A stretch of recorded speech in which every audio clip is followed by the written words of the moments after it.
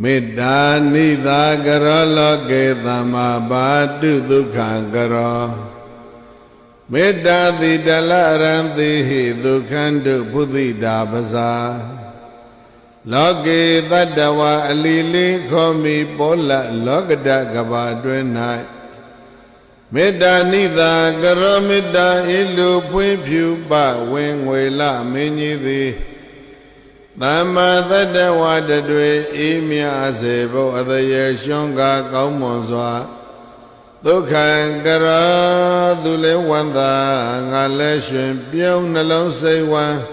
လမ်းလာယခုချမ်းသာကိုပြုလျက်ဘာတုယံလည်းကင်ဝေးဘေးလည်းမခအေးရဘောရှွန်မြအတရေထွန်းပါပါစေတည်း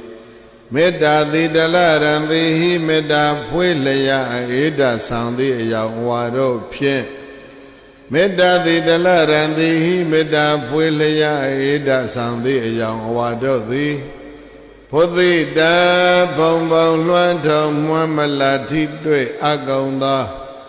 ပဇာကပခိပွေပြေးပြေး၌တည်နေများစွာသတ္တဝါတို့သည်ဒုက္ခတုကိုစိတ်အေးကဘေးရန်ကွာ၍ဝမ်းသာတကွ